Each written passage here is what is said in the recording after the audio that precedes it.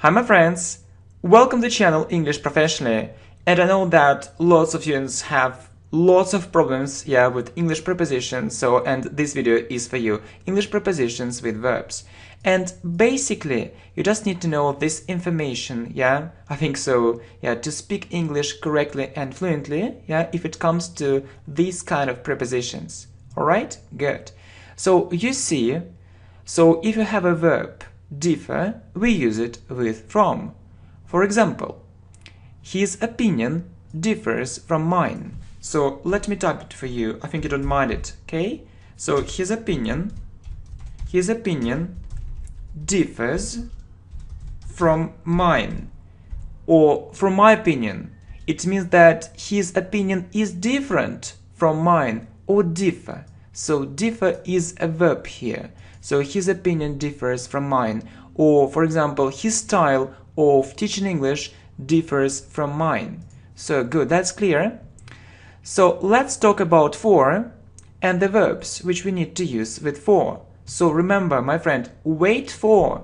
For example, wait for me. Okay? Others don't know, but students often forget about for. Wait for me, okay? Or you can say, for example, I'm waiting for your next lessons with impatience. I'm waiting. So it's present continuous. For your next lessons with impatience.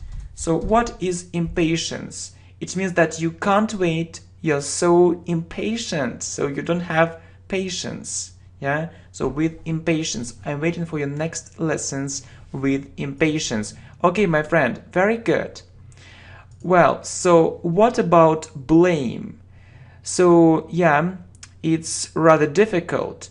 So we mostly say blame for, but of course there are exceptions. So blame for. So I blame her for it. I blame her for it. And you need to remember this structure. So blame someone for something. Blame someone for something. I blame her for it. But no, my friend, there is another structure. So when we say blame something on someone, so blame something on someone, alright? And so I will say it this way. I blame it on her. I blame it on her. Compare, my friend. So you see, blame her for it, because it's the first structure. Blame someone for something. And I blame it on her. So we have on because it's the second structure. Blame something or blame it on her. It's a very tricky question indeed, but anyway, just try to memorize it. Okay, so prepare for. It's a very common verb. Okay, so I'm preparing for this test, for example. Okay, good. So I am preparing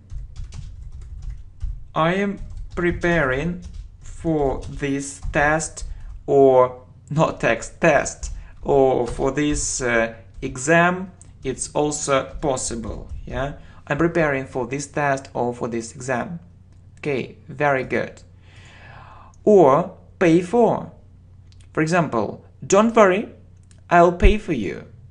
Okay, so don't worry, be happy, right? So don't worry, I'll pay for you. Really?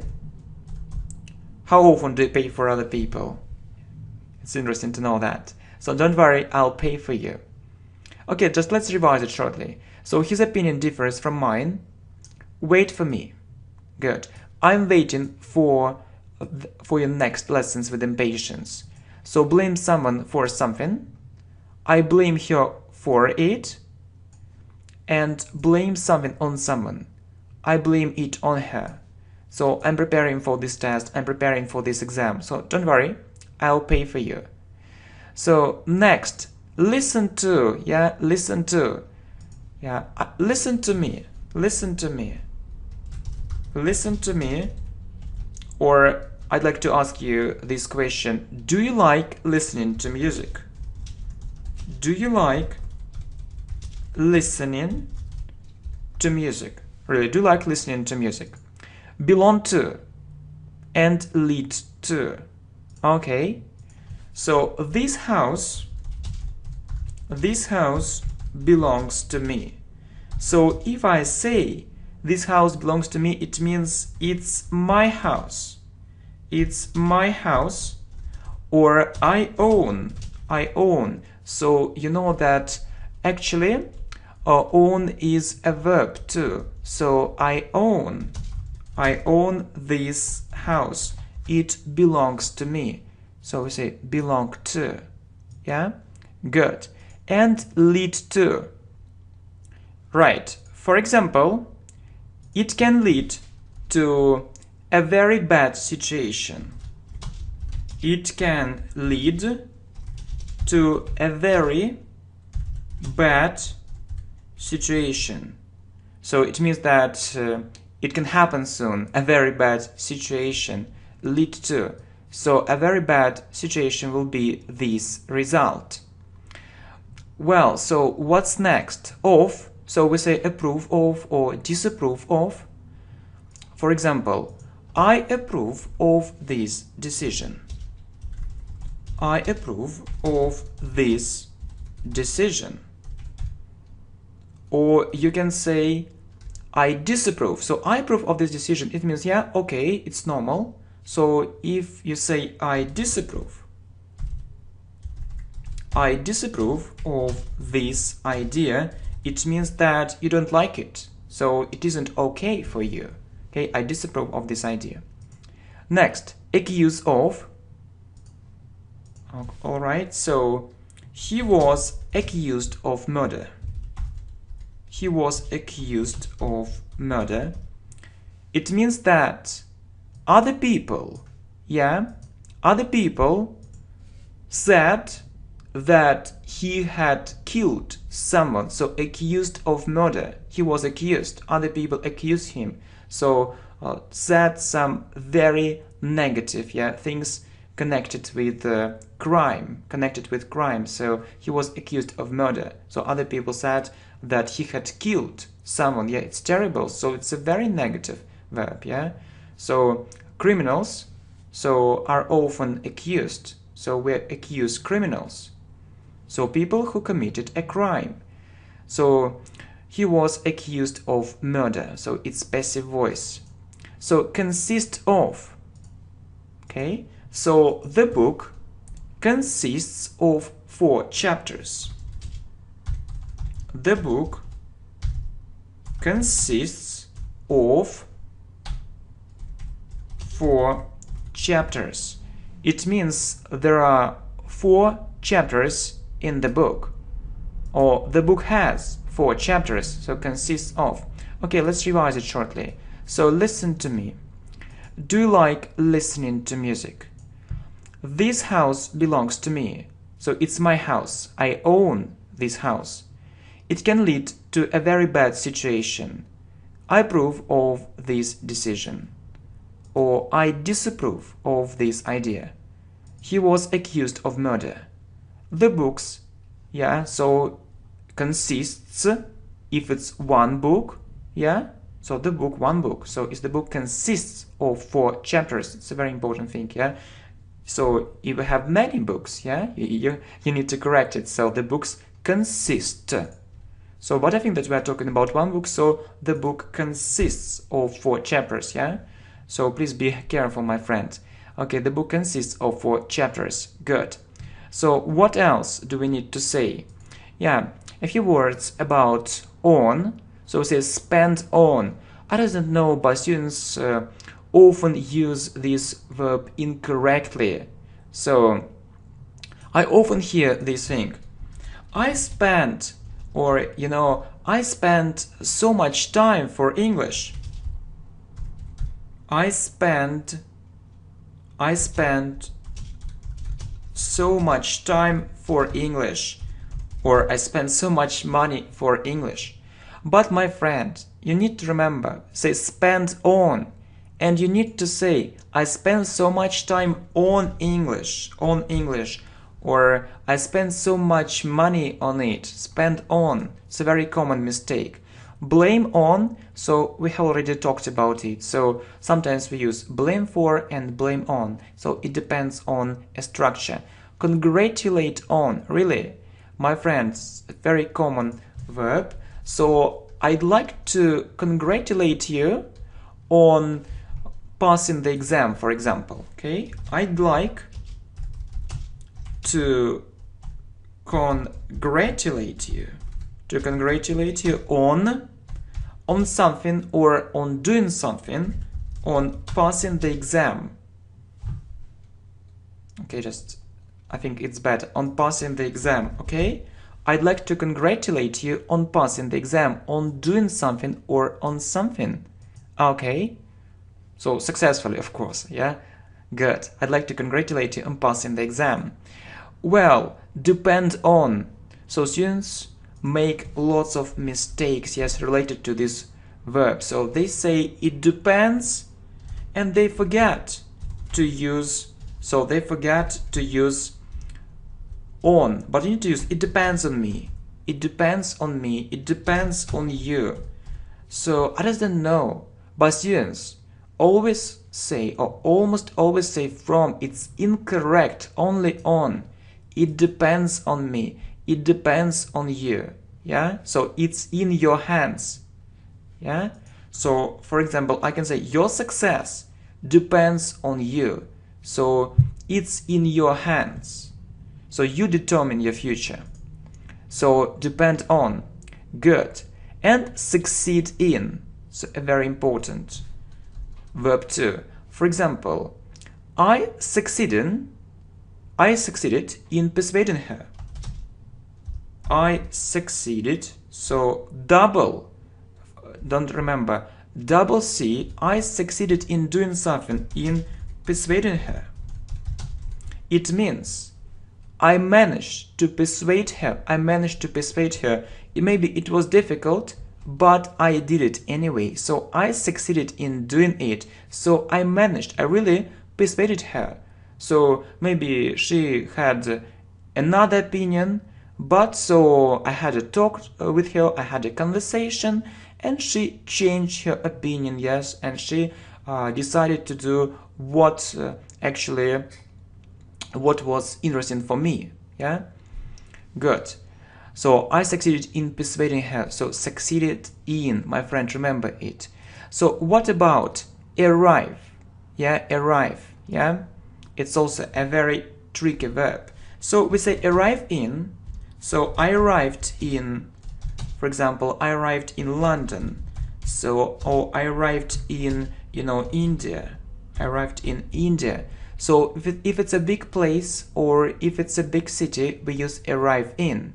If it's a small place, like at the airport, I arrived at the airport. So you need to use at the airport. I arrived at the party. So I arrived at the conference. So if it's a small place, we use at.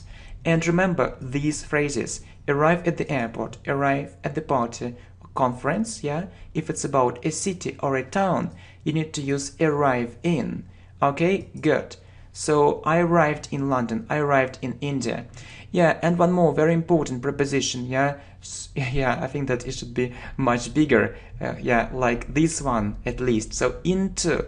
We need to say translate into, from into. So I translated it. I translated it into Spanish. Sí, hablo el español perfectamente bien, sí. Yes, I speak English, yeah, really well. Yeah, not perfectly, but bien, muy bien, gracias amigos. Thank you, my friends. So I translated it into Spanish. So as you know, estudié el español en mi escuela. So actually, I studied Spanish at school. Yeah. Good. So I translated it into Spanish. So into. Or you can say, for example, I translated it from one language into another. From English. I translated it from English into Spanish. So remember, many students say in but not in. So actually it's a common rule, into. I translated it from English into Spanish, from Spanish into English, from Russian into English, and so on, from French into English, and so on, really. Okay, just let's revise it shortly. So spent so much time on English. Why not? So it's a good idea. I'd like to congratulate you on passing the exam. It depends on me, on you. I succeeded in persuading her. I arrived in London in India. I arrived at the airport, at the party, at the conference. I translated it from English into Spanish. And really, how often do you translate from your language or from your mother tongue into English? So you know that it's a very good speaking practice. So you need to do it, yeah, if you really want to start thinking in English. Okay, my friend, keep this information in mind if you want to speak English fluently and correctly. And I wish you good luck. Bye-bye. Lessons with impatience. So what is impatience? It means that you can't wait. You're so impatient. So you don't have patience. Yeah. So with impatience, I'm waiting for your next lessons with impatience. Okay, my friend, very good. Well, so what about blame? So yeah, it's rather difficult. So we mostly say blame for, but of course there are exceptions. So, hi my friends, welcome to the channel English Professionally, and I know that lots of students have lots of problems, yeah, with English prepositions, so, and this video is for you, English prepositions with verbs. And basically, you just need to know this information, yeah, I think so, yeah, to speak English correctly and fluently, yeah, if it comes to these kind of prepositions. Alright? Good. So, you see, so if you have a verb, differ, we use it with from. For example, he's a for, and the verbs which we need to use with for. So remember, my friend, wait for, wait for. For example, wait for me, wait for me. Okay? Others don't know, but students often forget about for. Wait for me, wait for me. Okay? Or you can say, for example, I'm waiting for your next lessons with impatience. I'm waiting. So it's present continuous. For your next blame for. So, I blame her for it. I blame her for it. And you need to remember this structure. So, blame someone for something. Blame someone for something. I blame her for it. But no, my friend, there is another structure. So when we say opinion differs from mine. So let me type it for you. I think you don't mind it, okay? So his opinion differs from mine. Or from my opinion. It means that his opinion is different from mine or differ. So differ is a verb here. So his opinion differs from mine. Or for example, his style of teaching English differs from mine. So good, that's clear. So let's talk about for.